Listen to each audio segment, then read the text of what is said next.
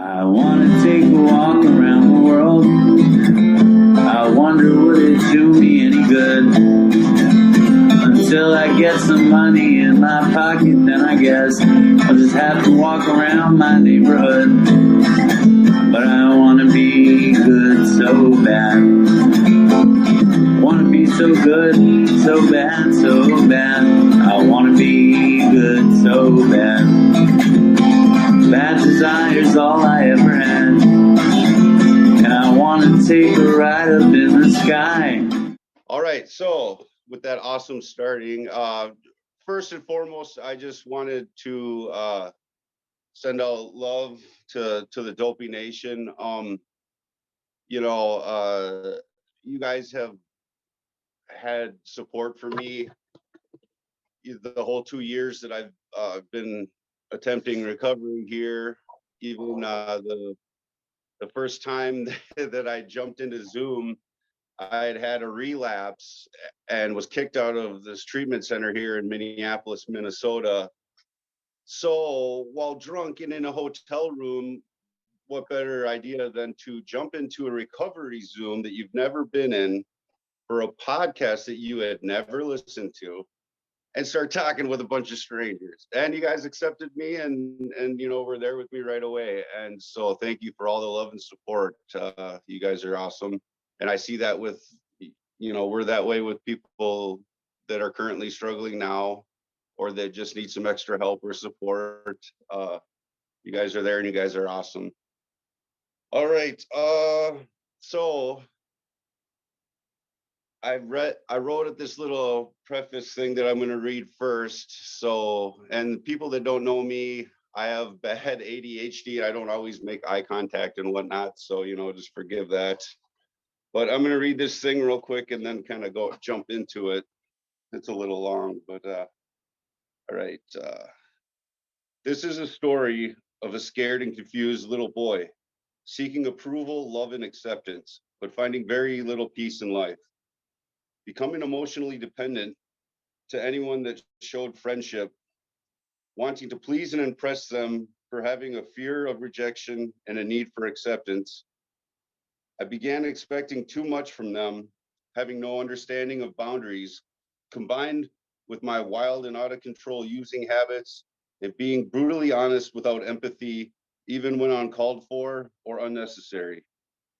I began unknowingly pushing people away, finding myself feeling alone, like nobody understood me, and everyone was going to hurt and leave me in the end. After 30 years of using, I found myself isolated, depressed, angry, bitter, and alone. That was the world I had created for myself. But I did not have people, I did have people in my life that loved and cared about me. I just made it too hard for those people to be around me anymore. With that being said, I'd also, the last of my shout outs to Jason, Joe, and Lauren, they're all here. You guys have been awesome, definitely seen me at my worst. And you were always there and supported me also while I've had my, relapses and mistakes while I've been doing this recovery thing. You guys have always been in my corner, and that means a lot to me. All right. Yeah. So with my ADHD, I won't be like reading everything like that, but I did a little bullet point timeline thingy here. And don't worry, I'm starting out really, really young, but that's how I started out my habits too. So I'm not going to give you every little tiny little detail of my whole life or anything like that. So don't worry too much. Another preface is it was kind of weird writing my story this time. I've done it a few times before in treatment centers. But this time, since my last relapse, the last 4 months, it's been a lot different. I've been doing things differently. My perception has totally changed. The way I view things, the way I started going to Dharma. I started going to Zoom with you guys, if not daily, like 5 times a week. Reaching out to people when I'm struggling, and having faith in my counselors and having a therapist and a psychiatrist. getting my meds all worked out. It's been completely different. So I found myself when I was writing my story, I'm like, this is going to be easy. I got some old timelines from treatments before that I could just whip out and, just add the last 6 months or a year or whatever. But when I was going through this, I found myself viewing things completely different, and different things jumped out at me that weren't anywhere on my old timelines and my old storylines and things like that. So it took me quite a while to actually redo this, and I just rewrote that preface that I read like at 8 o'clock. Like I was redoing it still. So yeah. All right. So basically, this will be like the first time me telling my story that like through these eyes and through this perception. So hopefully it goes well. If not, you guys can have your money back at the end of the show. All right. Let's see where I'm at here. Oh yeah. So just my name is Andy. For those of you that don't know me, I think most of you do. I've been coming to the Dobie Zune on and off for the last 2 years. Mostly the last 6 months when I've been really serious about treatment and stuff, I started coming with more frequency. I used for 30 years. My drug of choice, I've done pretty much almost anything you could think of, except for the test things that Chris used to talk about. I've done a few of those though, but I didn't really know too much about them. I'm just like, oh, that's what you got? Fucking give it to me. Yeah, I never used needles though. That was one line in the sand that I had that I never crossed. If I would have kept going, I'm sure I probably would have. But so my DOC, well, my favorites were hallucinogens, cocaine, and like ecstasy, MDMA, ketamine. The thing that got me in the most trouble, hands down, has been alcohol. Hands down. That's been the one consistent. I've kind of like cross addiction with everything else. I'd use coke for a year or two, quit. Use meth for a year or two, quit. Do 100 hits of acid in a summer and somehow not be brain dead. Yeah, so I've been, like I said earlier, I've been in recovery. I checked myself into recovery August 1st of 2020, so a little over 2 years here, pretty much about 2 years exactly. I have 4 months sober. This is the longest I've been sober in my life since I was 11 years old. Is what maybe 12 probably, because I didn't quite do it with as much frequency when I was 11, but 12, yeah, I'll get into that. All right. Yeah. So,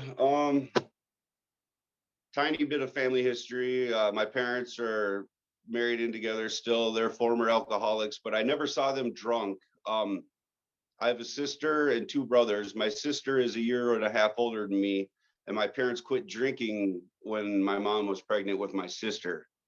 But they were raging alcoholics through both my older brothers' lives. I have a brother that's 10 years older than me and a brother that is 17 years older than me. And so it was almost like two different families where both my brothers grew up with an abusive, drunk father, and I didn't see any physical abuse. Mine was all verbal, but I never saw any drinking or anything like that. They were open about had previously drinking and whatnot. I think they got like 40. Well, let's see, 42 years now. But they're not in my life, and I'll get into that too. Yeah, so that's the family background. All right, so, and like I said, don't worry, but I'm gonna start when I'm fucking 2. When I was 2, my parents bought a cabin, and we went there every single weekend until I was like 10, 11 years old. And that was where I lived. Like that was my home. That was it in my mind. But we only went there on the weekends. Like Monday through Friday was just okay. I had to leave the cabin. I killing time until I get back to the cabin because that was where my heart and my mind was all the time. I had a best friend that lived up there. He lived there that was his hometown. So, you know, every Friday, we'd leave the minute my parents were back home from work. We'd already have the van packed. We'd go there. He'd be waiting in the driveway. I love nature. And there was just tons of it out there. And ever since I was about 5 or 6 years old, like I was completely free and on my own. We'd pull in there. I'd throw my clothes into my room at the cabin, you know, and eat a hot dog or something like that real quick. And me and my buddy were on our bikes or whatever. We were off and we'd go hang out in the woods till whatever time. If, a lot of the times I would stay the night over at his place. So like there was no supervision there at all, really. I mean, his parents were there, but they were heavy users. He had an older brother and sister too, heavy users. There's just, you know, keggers and everything, just a total party house.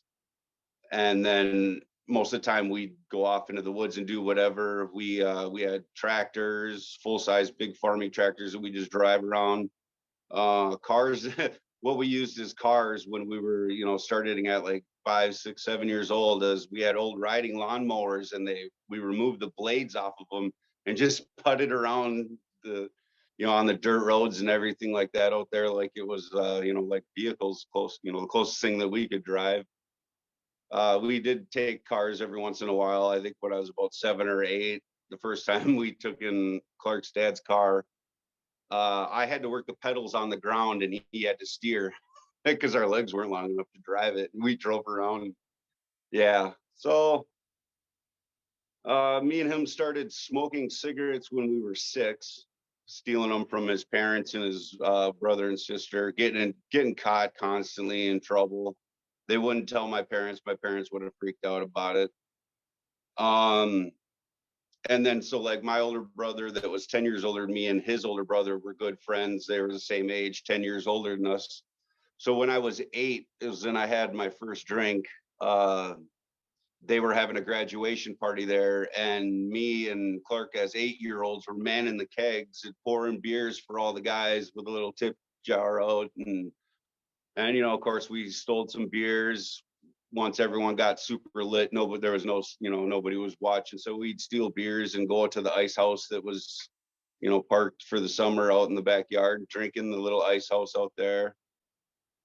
Yeah, it was great. I lived for that freedom, but you know, yeah, there was no supervision, no accountability. I was, my parents is a really tough subject. I have no problem talking about it. It's just hard to explain it and to put it into words, really. I know that they love me and I know that they care about me, but a lot of their actions throughout my whole life, like, just go completely against that. You know, they always made sure I ate, that I was safe in general. I mean, for the most part, you know, it was the 80s, you know, so we didn't bubble wrap everything and whatnot. Yeah, but basically they just made sure I was fed, had clothes and and a roof over my head. Other than that, like I was on my own since I was, you know, in grade school. You know, and like a lot of people that have older brother, or a lot of guys that have older brothers, they idolized them. I totally idolized my brother guy. Uh, and then so jumping forward, in 1990, when I was 10 years old, or no, I was 8. I'm sorry, I was, let's see, no, it wasn't 1990 then. Whatever. He joined the Navy when I was 7 years old. I wrote down 1990, but that, I don't think that was right. Somewhere in 88, 89. He joined the Navy, and he ended up fighting in the first Gulf War. So, and he watched out for me a lot because, you know, like I said, dad was abusive and this and that. So like his older brother had watched out for him, and he, you know, he watched out for me. So then that my idol and my protector were gone uh at the age of 8. And that was really hard. Oh, also I think I'm looking at my old timeline. Anyways, um, yeah. So when I was 10 years old in 1991, uh, I moved to Blaine, which is a suburb of Minneapolis, Minnesota. We started going to the cabin a lot less frequently. Uh, yeah, I was super pissed off because I've always had a couple of really close friends, but I've never been too outgoing. I was never one of the popular kids. I didn't really give a fuck if I was or wasn't. Um, so I always had a couple of friends, and they're really close. So that really was horrible having to move and lose all my friends and try to start all over. But the third day I lived there, this kid named Shane, who lived just down the street, had seen us moving in. And at like 1 o'clock in the morning, I hear this knocking on my window. My head of my bed was right by my window, so it woke me up real quick. Um, I hear knocking at my window. I'm like, what the fuck? And I open up my window, and he's like, hey, I'm Shane. I live down. I just wanted to introduce myself. He's like, come on out, blah, blah, blah. And I'm like, no, I can't leave. My parents will fucking kill me. And like in 1 second, he like flicks his finger and the screen pops off of my window. He's like, just jump out your window, dude. And I was like, who the fuck is this guy? Well, a kid, we were 10, and I think he was a year older. So yeah, he was 11 or whatever. So we go outside, and he ended up becoming a really, really, really close friend of mine. I don't know exactly when we would sneak out and we'd hang out, and one of his other buddies that was like 18 or so, 17 or 18. So, total winter hanging out with fucking 10, 11-year olds. He had a car that was like parked in his driveway that didn't drive. So he had like the windows covered, and it was like a station wagon. So we'd hang out in the back. That's where I was introduced to like Black Sabbath, and that's where I started smoking weed at 10. Um, let's see. Yeah, we ended up starting to in the middle of the night, we just like would wander around the whole neighborhood. I lived in a trailer park since I was 5 years old. I don't think I had said that. So when we moved our house with us to Blaine from 5 years old to 10 years old. We lived in a further out in the country. Um, yeah, so I started smoking weed at 10. We started going around checking all the cars that were unlocked. Fucking, we called it car shopping, just digging through people's stuff. I mean, we didn't even like steal stereos or anything. I mean, what use did we have for them? We're fucking 10, 11 years old. But that led to at 12 years old was the first time I stole a car. We went joyride around in that. And then I started smoking pretty much almost daily around 12, 13 years old, smoking weed. Um, I mean, we were using bongs that were so big that I'd have to like stand on a chair to fucking hit it and have somebody else light it. Kind of like Joe, remember your 6-foot bong? Yeah. Around 13, I started hanging out at this pool hall or billiards hall for you Australians and people out in Britain there. Hanging out at billiards hall. It was called the Club. The owner was very present. He was a former addict. And he built it like as like a haven for like misfits and outcast kids. It was really awesome. He was always there hanging out. He'd let us smoke cigarettes inside, so that was killer. Especially the winters get brutal out here, so smoking outside really sucks. And trying to do it when you're a kid, in your mindset, you think like if some random person sees you smoking like that, they're gonna call the cops, man. Like some adult. If you randomly saw a kid smoking, you'd be like, "Where are that kid's parents?" You wouldn't like, make sure that the law was put down on them. But we go crazy in our heads sometimes. Yeah. So when I started hanging out at that pool, oh shit, I jumped over this. When I was 11, before I started hanging out at that billiards, I'll just go back real quick. My sister was diagnosed with leukemia. So both my brothers were out of the house. Me and my sister kind of well, not kind of, we bonded. We were really close. Um, and because it was kind of like we didn't have any supervision or whatever, we didn't even have babysitters or anything. Just like we'd get home from school and we had the house to ourselves for like 3-4 hours every day till our parents got home from work. So she'd cook dinner and stuff like that. Um, and so she was diagnosed with leukemia when I was 11. So she was damn near dead a bunch. She would be in the hospital for long periods of time. Um, Even though it's scary, and she was in the hospital in Minneapolis, the big city. For those, it's like, less than 500,000 people, but it was the size of New York in my mind when I was because I was from out in the country and everything. I'd never even seen big ass buildings like that. But I would skip school and jump on a city bus. And my parents would find me like at the hospital with my sister and stuff. And then so it's like she was gone a lot of the time. I'd say probably for a year or two, she was gone. I'd say like 80% of the time. A lot of bone marrow transplants, blood transfusions. I make a wish that gives wishes to dying kids, like flew us to Disney World because, like, they were like, yeah, she's not making it a year or two, but she's doing as best she can. This year she just won her third fight with cancer. She's healing up and doing pretty good. But so that left, so my sister was in the hospital like at least like 3/4 of the time. So my parents were there with her always. So I was completely alone at like 11, 12 years old. I had a couple of friends, like I always do, total bad influences. I mentioned Shane and then just a couple other random people that don't even stick out in my memory anymore. And then I started hanging out at the billiards, and I went from a couple of friends to like 100 friends, like almost overnight. And they were all my people, the misfits, the outcasts, the headbangers, the skaters, the punks, my people, the metalheads. Can't forget about the metalheads. Those are my people for sure. Started smoking weed daily at 13 or so. And that's when I started becoming more social. Drinking on the weekends, almost every weekend.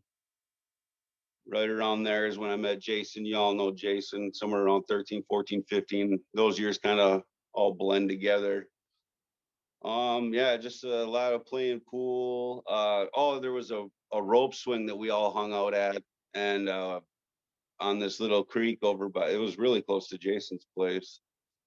We used to hang out there and drink all the time, fucking shoot Roman candles at each other, you know. Yeah, it was great. And so that was kind of our hangout there. Um, and this just, okay, so at 14, my oldest brother got divorced and he couldn't afford to keep his house. So my parents bought the other half of his house off his ex-wife, bought the ownership, and they moved to New Hope, this other city about 20 minutes away from where we were living. Like it came out of nowhere. This came out of like within 1 week of my brother coming over to our house.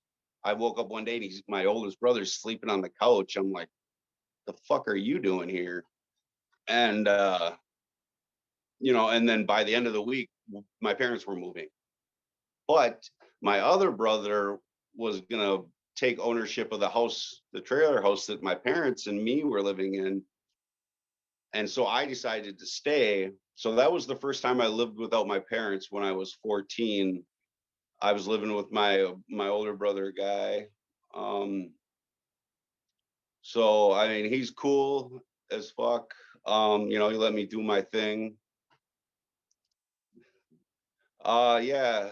So at 13 was the first time I tripped on acid.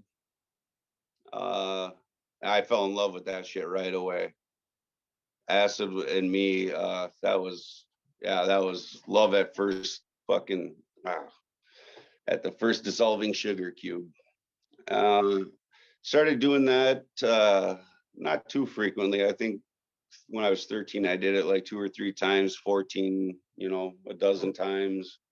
It started increasing. I've done probably, I don't know, if I had to take a rough guess, probably like 300-400 hits of acid or something like that in my life. When I was 14 and living with my brother, 14 or 15. It was my first arrest for drug arrest. It was for possession of weed and paraphernalia. They released me to my brother.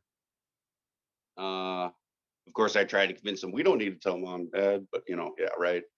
He's like, yeah, they already know. It's just they're going to release you to me. But they didn't blame my brother or anything, but they're like, he needs more supervision. Like my parents knew what the fuck that word was. So they made me move into New Hope with a full fucking house with both my parents, my older brother, my nephew, who's Brandon, who's actually been more like my little brother my whole life. I became an uncle at the age of 5, and he'd been around quite a bit. Well, when he was like 2 or 3 is when he entered our life. My brother used to live in a different state. So my nephew, both my parents, my brother, my sister, and my sister's boyfriend, and now me. So it's just the 7 of us in this house. I mean, it wasn't a tiny house, but fuck, you guys have been to like rehab and sober houses, so you know what it's like living with more than, yeah, you know what it's like to have too many people in a house. So yeah, I just got community service for the weed thing, slap on the wrist. So I was around 15, and that's when I started doing meth at 15. First time I tried crack at 15. Weed always, all the time. Meth I was doing for sure all weekend, every weekend, but usually almost pretty much daily for about 2 years, from 15 to 17. Yeah, that was introduced to us. I had a couple of close friends that I used to go back to the old town, Coon Rapids and Blaine, that I lived at as a early teen. I'd go back there and stay with one of my buddies, Dave, and we'd hang out at his house, and we had complete freedom, just as long as we were in the house by like 11 o'clock, but we'd stay up all fucking night, playing Yahtzee and fucking doing lines and whatnot. But before that, the way we were introduced was one night, me and him and a couple guys were drinking some really, really, like, it was like 1800, and like I think it was like from 1850s, this bottle of whiskey that his dad had. And and his dad didn't drink, but he made the mistake of opening the bottle for some reason, breaking the seal on it, to like smell it or something. I don't know. That was the story anyways, but the seal was broken and it was on.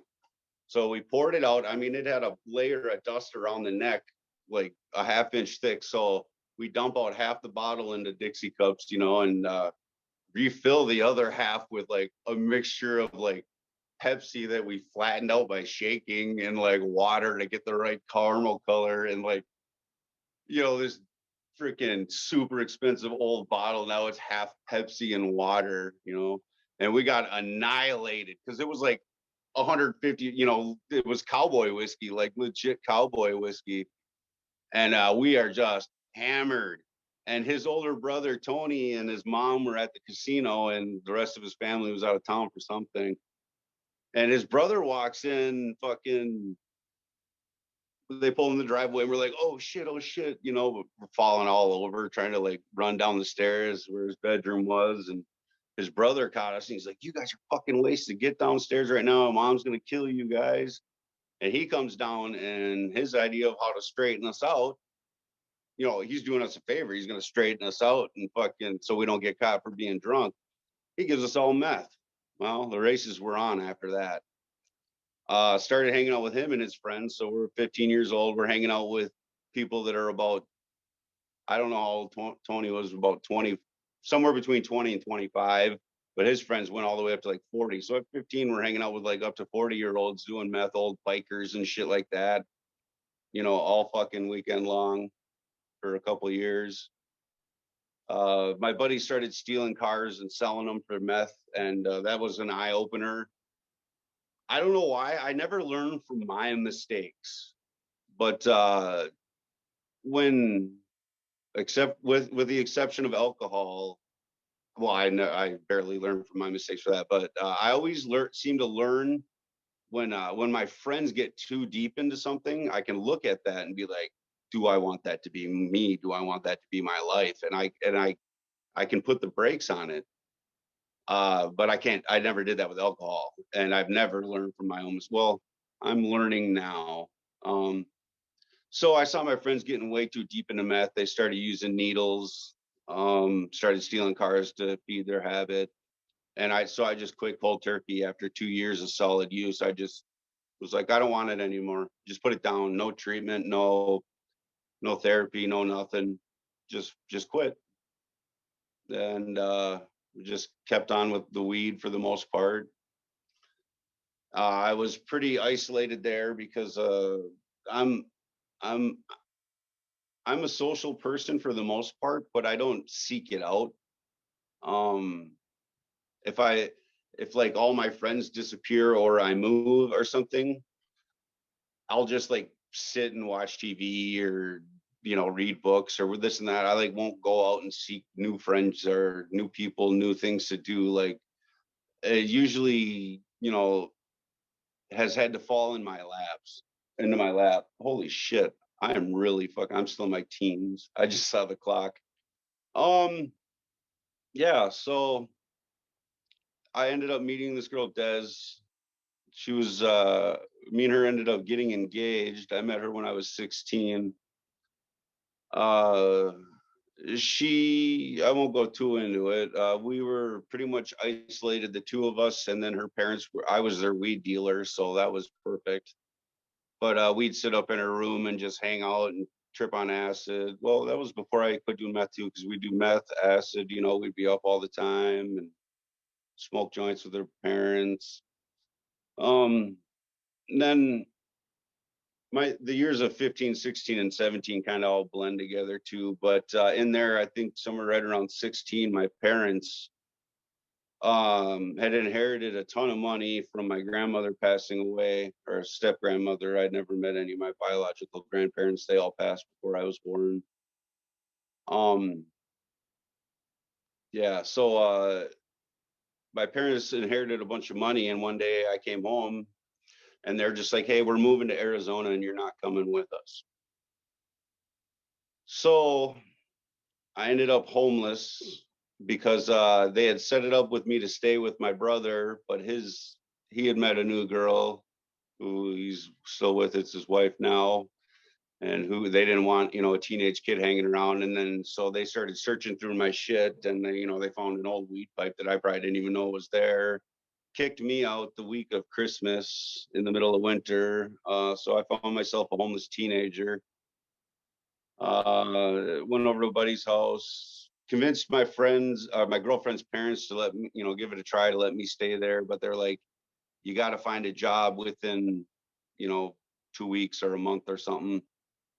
Apparently, they didn't consider being a weed dealer a job, even though I was their dealer. So I didn't get a job, obviously, got kicked out, just couch surfed. Then I got a van. I lived in a minivan. And so like all my friends were going to school. So to entertain myself, I was getting acid dirt fucking cheap, like a buck or two a hit, sometimes even cheaper when buying in quantity. And that's cheap for, I don't know if you get Minnesota prices, it's not like we're like fucking New York or LA or anything. um, so when my friends were at school and whatnot, I just fucking drop acid and fucking run around the woods. The woods have always been my home, my solace.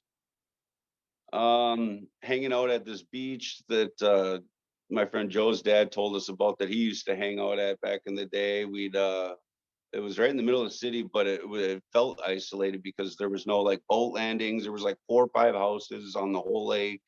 They were on the other side of the lake, so there was this beach. It was really rocky and hard, no sand or anything like that, but it was a clearing in the woods that met up with the lake, and we'd have bonfires. I mean, we'd roll kegs down there and shit. I mean, we'd get some big ass parties going there.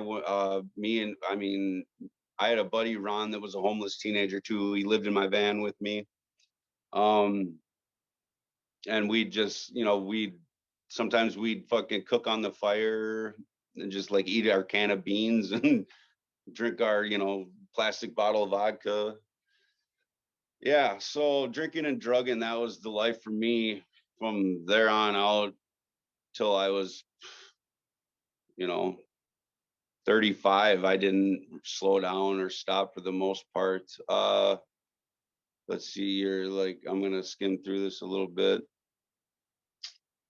Um, so when I was 19, I moved in with my brother, Guy, the other brother, that he was like, you can't live in your goddamn van, and it gets to like 20 below zero sometimes in the winter. So he let me move in. Buddy of his came over, and he owned a company that framing houses, building houses, and he's bitching about wanting to fire a guy and needing somebody else. So I was like, I need a job, and that was a blessing in disguise. A career fell in my lap at 19 with no training, no nothing. These guys were super patient with me, and not many people can say they love their job from the age of 19 to 41, like their whole adult life. Pretty much, I've loved my job. There's years in there where I haven't been able to work due to injuries and whatnot. But yeah, so 19, I became a carpenter. Still drinking heavily. Like I remember after 1 year, I asked the guy for a raise, and I was like, Bill, can I get a raise? I've been here a year. He's like, let me look up some stuff and see. I'll talk to you by the end of the week. He came back and had looked up my attendance. I thought he was like, had to look at the money situation or something. He looks at my attendance and he's like, you've missed a day. You've averaged 1 day a week for this whole year. You've missed the first year you worked here. You missed 52 days. He's like, so no raise, but good news. You still have a job. All right. Yeah. So right around then I moved in with my buddy Ron. That lived in the van with me, and me and him were fucking pretty inseparable. That's where ketamine entered our lives. We knew we were both renting a room in the same house from this older guy that delivered pizzas at the place where my buddy Ron worked. He was an older hippie. He was our weed dealer, so that was nice, living with your weed dealer.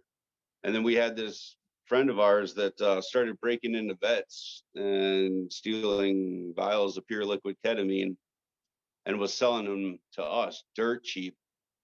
And so we were turning the pure liquid into powder ourselves. And yeah, we went really heavy on that for, I don't know how long it was. Anyone who knows ketamine and has done it for any extended period of time, it can get pretty blurry. And that's when the drinking stepped up a whole another notch. I never had trouble getting liquor since I was 15. There was always somebody 21 that for $5 would go buy us a bottle or whatever. They'd go get us kegs or whatever. So not being 21 here in the States, not being 21 never slowed us down. But when me and Ron lived together underneath like an actual roof in a house, yeah, it was off to the races. We drank ridiculous amounts. At 21, I moved in with this girl, Jamie. I had a crush on her for like 5 years, and she was like, I had loved her so much. She was like one of the guys for like 5 years before me and her were boyfriend and girlfriend. So she was always hanging around and like, belching and doing shots straight out the bottle and everything. I had ended up fucking that up real good. I had preluded to this story a little earlier this week for those of you that were in the Zoom. But so a friend of mine who shall remain nameless, she calls me up on a Saturday morning after a hard night of drinking. My girlfriend had to work that day, and she calls me up and she's like, hey, we're going to the Apple River. We're going to the Apple River, which is like it's one state over from where I live. It's a tubing river that's just known for just solid drinking, pure drinking and drugs, and just floating down a river. I've done it a bunch of times. I can't even tell you. I've usually, you stop a million times, so it takes you all day. But if you've like floated straight through, it's probably like an hour or two maybe. Um, and I was like hungover as fuck. I'm like, no way. I'm like, I'm not going down the Apple River to go sit in the sun with a hangover. And she's like, well, me and a couple of girls from work, and she was a dancer, are going. I was like, I will be there, like fucking with bells on in a minute. Like, yeah, I'll go with you and your friends that are dancers in bikinis. Yeah, yeah. And there was a big group. I mean, I brought my nephew with. He had started drinking with me. He was about 18 or 19, very inexperienced. So I thought he was going to do it anyway. So I felt he better do it with me so I could keep a fucking eye on him. Uh, so yeah, we go floating down the river. There were so many of us, and we had our tubes all tied together that we got so wide. We were wider than the river at certain points. We had to get out and like fold the tubes up so that our group could get past and the choke points of the river. And somewhere around halfway through, there's a bar, and I remember little flashes of that. But right around there is where I had blacked out. So I'm with like 90% strangers. I think it was just me and my nephew. I don't. Oh, and the other half of Team Andy, one of my best friends. His name was also Andy. He was there with too. So me and him and my nephew, the three of us are all blacked out roughly around there. So I don't remember even getting out of this river, getting back to the car. Other than that, my one friend that had invited me was the only person I knew.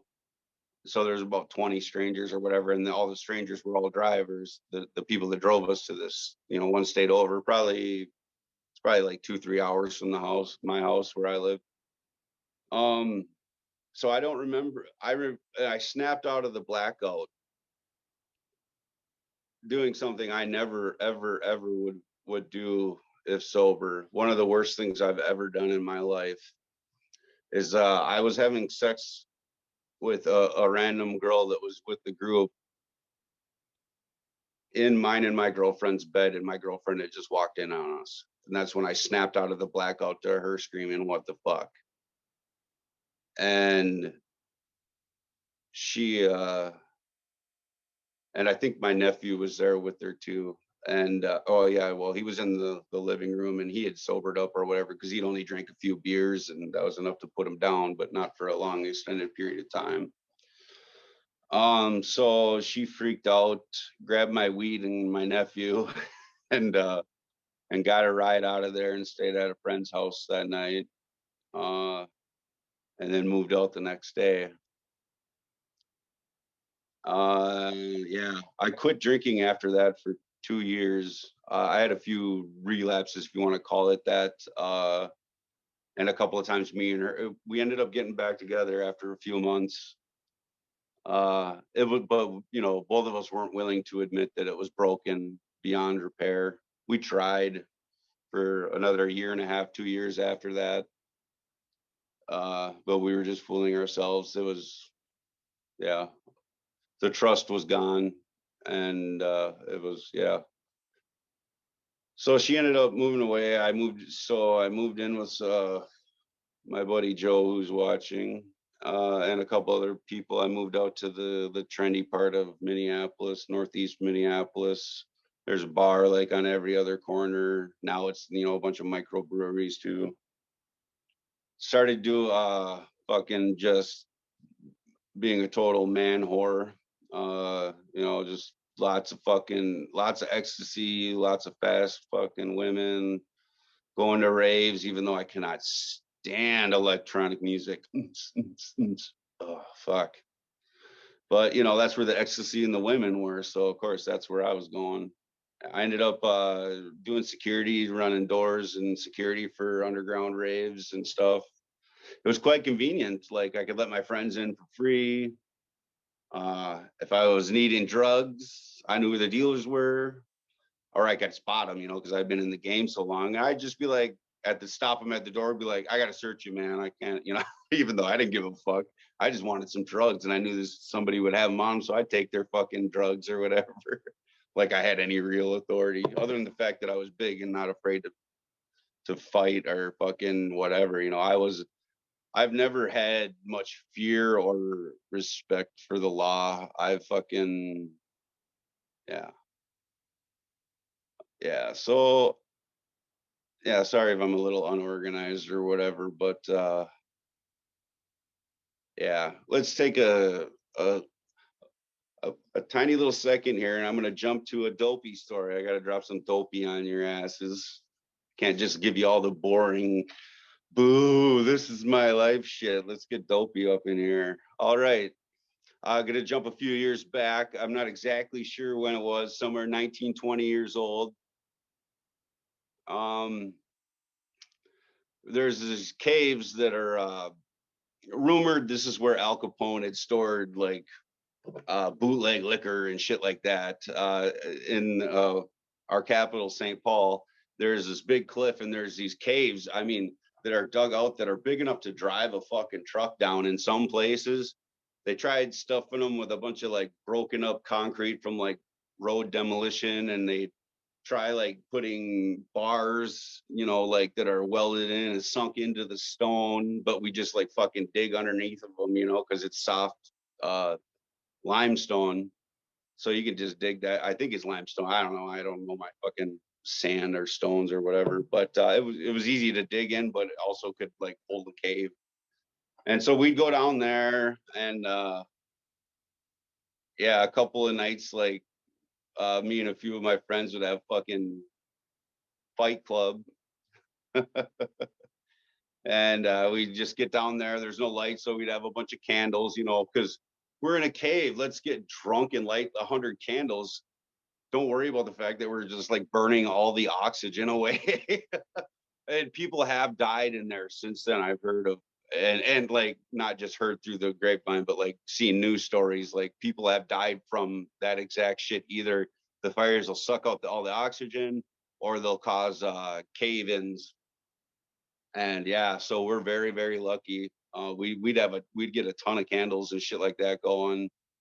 And yeah, so we're leaving the sand caves. There's about a group of like somewhere between 10 and 20 of us. We're walking down this bike path.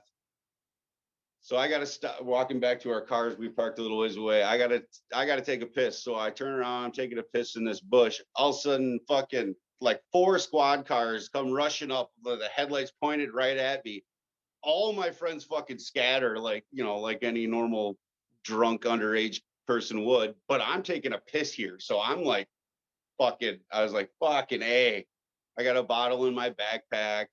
So I finish up. I turn around, and my buddy Ron saw that I was pretty much in a rock and a hard place there, and he stuck around because he didn't want me to deal with the cops by myself, which turned out to be a huge blessing. The story would make more sense going forward if you knew the guy. He's 6'5", 220 pounds, just a fucking cartoon character, wears like a tail, has like sherbet colored hair, and like really fucking loud and boisterous. So the cops get us. I'm standing with my knees at the nose of the car, and he's standing over by the wheel.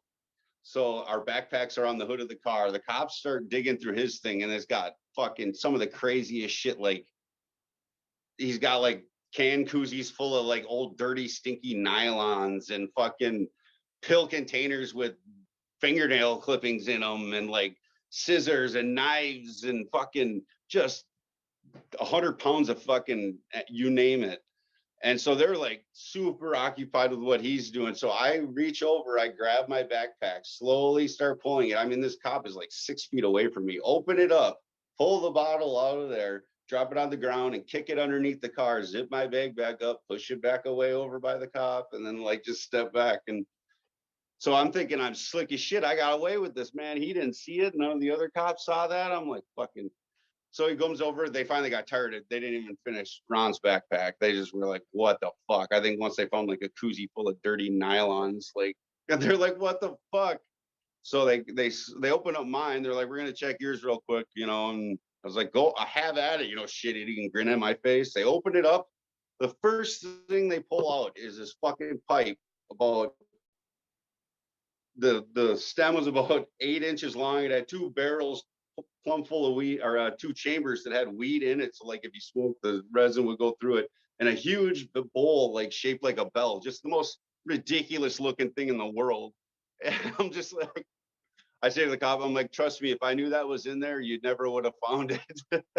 And he's like, I'm like, there's nothing else in there, you know. And he's like, well, if I don't find anything else, I'll let you guys go. And he didn't. So he lets us go, takes my pipe. Somehow he didn't smell the booze on us or didn't give a fuck enough to do paperwork. The St. Paul cops are pretty fucking dirty.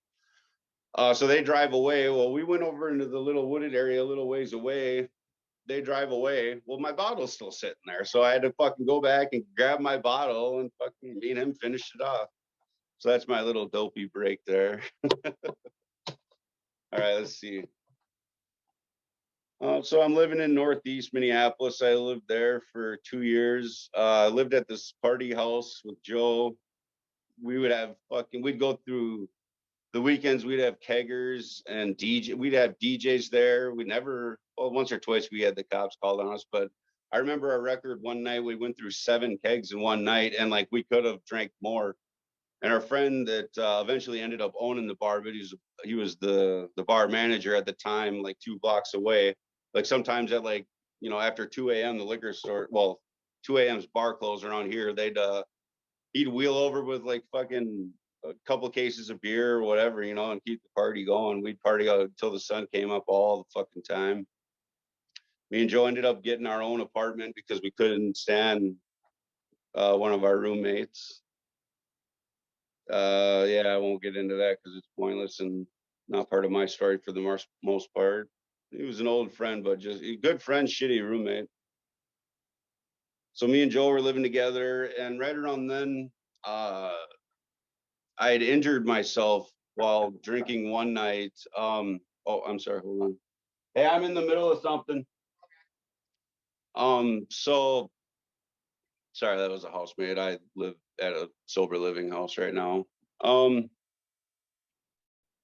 where was I? Oh yeah, so that beach that I'd mentioned before, you can park your car and then you have to walk down the train tracks and then down this little trail just to get there. That's why it was so nice and secluded. There was no roads or like, well, there are now. There are like paved bike paths and things back there, but it was just, you know, just trails that were made by walking, you know, and total freedom there. You know, girls would go topless. We'd have fucking, sometimes there'd be like 50, 60 people there on a really busy night. And so we're walking back to the car, and I'm of course, you know, walking on the train like down the rail, and I slip and fall, and like when I slipped, my body went straight, and I went down, and my neck landed right on the rail, and I had herniated a disc in my. Well, it was between that and then. So I had hurt myself really bad. Didn't feel it at the time. Obviously, drunk as a skunk. Um, and then so Monday, you know, that was probably Saturday night. And then come Monday morning, you know, I'm like, time to go build some houses at fucking 6 a.m.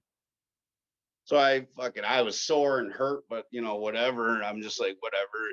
I'm like, if it gets too bad, I'll just like fake an injury at work. And I actually ended up aggravating it extremely more. Like I had an injury at work where it was a super windy day that day. There was a guy between me and the edge of the building, and I'm carrying this giant sheet of plywood, 4 feet by 8 feet, subfloor. I think they weigh about 65 pounds. And all of a sudden, this huge gust of wind comes through, and he's between me, the plywood, and the edge of the building. So I squat down and hold onto it as tight as I can. And it's, you know, I'm basically holding onto a giant kite. And this wind that came through but it gave him I was like, Mike, get the fuck out of there. It gave him enough time, just enough time to get out of there before the wind pulled both my arms out of socket. And I eventually had a herniated disc, whether I did that at the train or then. But yeah, the herniated disc slipped out and was pushing on a bunch of nerves in my neck. I had to have spinal surgery when I was 25. They couldn't get that disc to go back in, so they cut the edge of this disc off. And Joe was awesome enough. My roommate was fucking super awesome about the whole thing. He'd come home, you know, he'd go to college, you know, the U of Minnesota during the day, you know, in the morning. And then he'd come back and have lunch and change my bandage on my neck and then like go off to work. and I'm super grateful for that, because that would have been pretty hard. I remember the first day that I was back, like I woke up to the sounds of my own screams because my painkillers had worn off in the middle of the night. And for some reason, when I sat up, it hurt so bad that like it hurt more. So I crawled into the bathroom, grabbed the plunger, and knocked the shelf off of the wall that had my pain pills on it. And like I'm just like in excruciating pain. I like just eat a bunch. I mean, they're like spilling on the floor, and like then I just fall asleep on the floor, like what Joe must have thought in the morning when he fucking woke up in the morning and saw me laying on the bathroom floor, like with my feet like out in the hallway in the doorway, and like laying in there with the shelf on the floor, pills all around. Like he probably thought I was dead. I could laugh about it now, but yeah. 24. So then, and so that went as a work injury. So that I was getting paid my yearly or my weekly income, $500 a week, uh, for a long time. And then at the end of that, I got a $50,000 check. I was getting that for like a year and a half, 2 years. Plus, then I kept dealing drugs. So I would wake up and go to the bar at, when they opened, and I would leave when they closed. People made jokes like I went to the bar like it was an amusement park. Like I would spend the whole fucking day there. Yeah. Let's see here. So yeah, well, I got tired of just like going from girl to girl. Had some other shit happen. I was accused of rape once, of a good friend, but anyone who knew me knew it was complete bullshit. But like strangers would hear about it, and like they'd be like, "Oh, you're the guy that raped that one girl." I'd be like, "No," like even she's even admitted it was bullshit since then. But so I got all that drama going on. So I pretty much swore off women from the age of 27 to 31. I didn't even attempt to like hook up, no sex for 4 years. I didn't try to hook up with any girl. And yeah, that's when I started like, because at this time I still had no idea what like boundaries were, and I didn't have much family. So like I expected way too much from my friends. I lean on them. I if they weren't able to help me out, or if I felt like they were ignoring me or whatever, like I'd act like they slighted me, like they don't have lives of their own. So I started expecting too much from my friends. Also at 31, that's when I got really into coke. um I by chance met a dealer one night at a Christmas party, who was one person removed from the Mexican cartel here in Minnesota, their representative or whatever. So he was getting pure stuff and getting it, and they were like, "We will fucking straight up kill you if you we'll know if you don't stomp this. You can only put it out like 70% or whatever. But I was getting, he'd let me get some of that shit, and yeah, I did that for years on end. Um, and that's uh yeah, so da, da, da, da, da. I ended up moving in with another girl when I was 32, Brenda, but that was more we were both lonely people. We loved each other in the sense that we cared about each other. We were there for each other, but we weren't like in love in love. It was like good friends that are also fucking and live together. And so that over time, it became obvious. It was the most amicable breakup in the history of breakup. She's like, "I'm moving out." I was like, "Okay."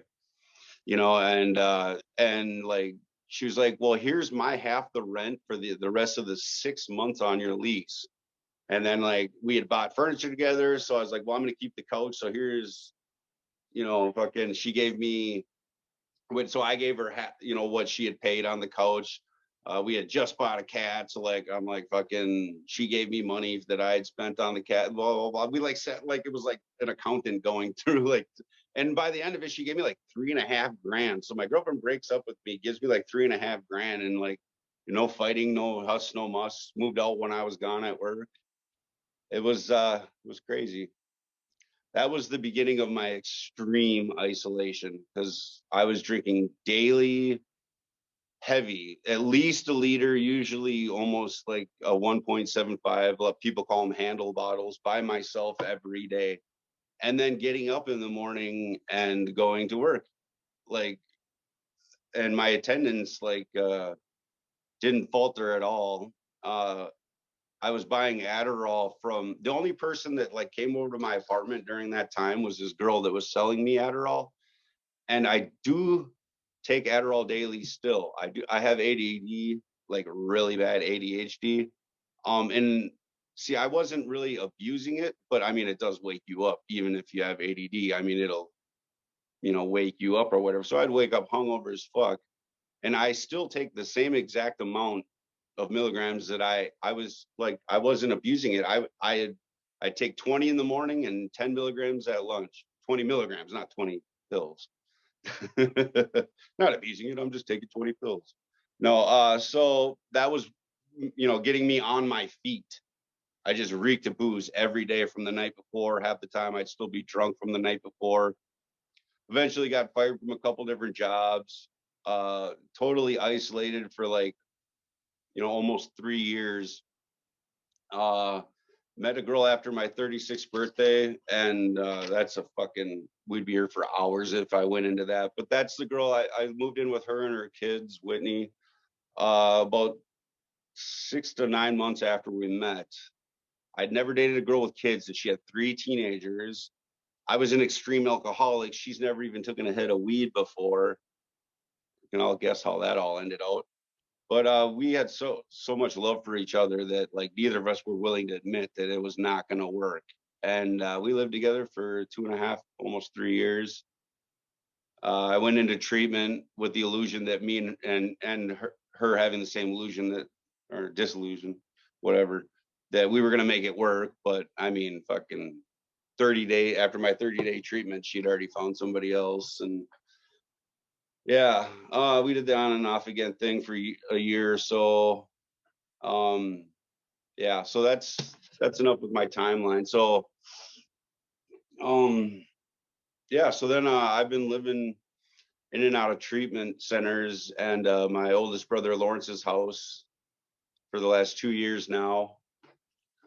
I currently have, well, my sober app said today I had 4 months, but I celebrated my 4 months at 120 days, but like, I don't know, whatever.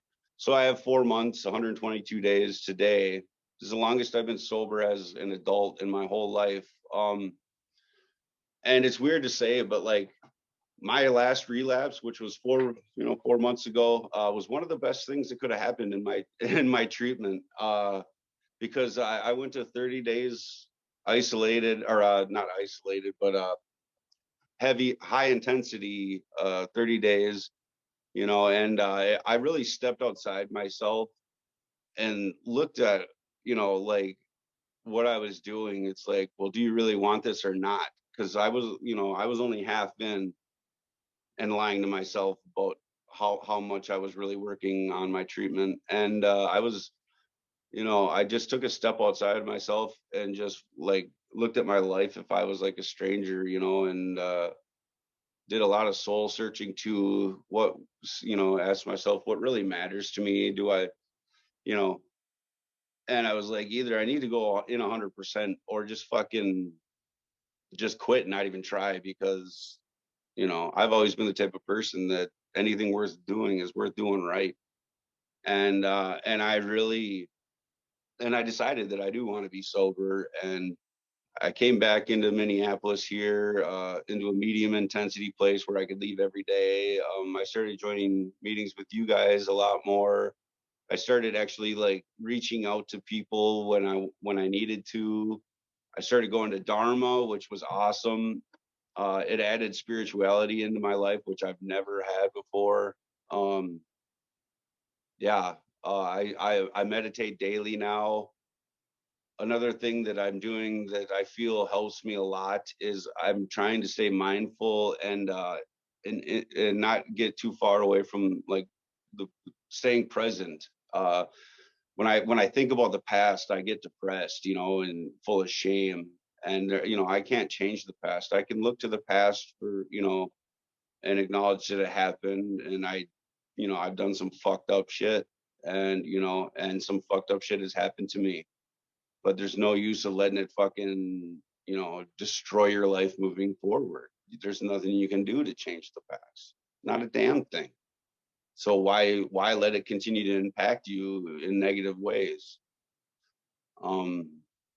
And then if I think about the future too much, Jesus, I'm 41. I've got to start all fucking over, but I'm building quality relationships in my life again, and hopefully going to move forward living a quality life. And so I don't think about too much about the future, because that gives me anxiety. So staying present in the present moment's been working a lot for me. I still have set long-term goals for myself. Eventually I want to, definitely I've always wanted to build my own house, which I'm fully mentally and almost physically, I've gotten out of shape a bit, but mentally and physically I am able to do that. So and I have blueprints in my head of what my house would be. So that's a big goal of mine. I want to start my own company as a carpenter. Exactly what that will entail or what that will look like, I'm gonna figure that out moving forward, but I want to be my own boss for sure. And as a carpenter, that's a very doable thing. All right, so with that, that's me in a nutshell. That's my life. So if you want to unmute anybody, if there's any questions, comments. Watch this aeroplane just pass me by, and I want to seal here, jetliner, take a dive, just to show all of these people what it means to be alive. But I want to be good so bad, want to be so good, so bad, so bad. I want to be good so bad. Bad desires all I ever had, and my shadow's getting smaller and smaller, and it's time to know where I stand. Shadow's getting smaller and smaller, and it's time to know where I stand. I wonder would they pay it any mind when I leave this busted city far behind. I'll take the high.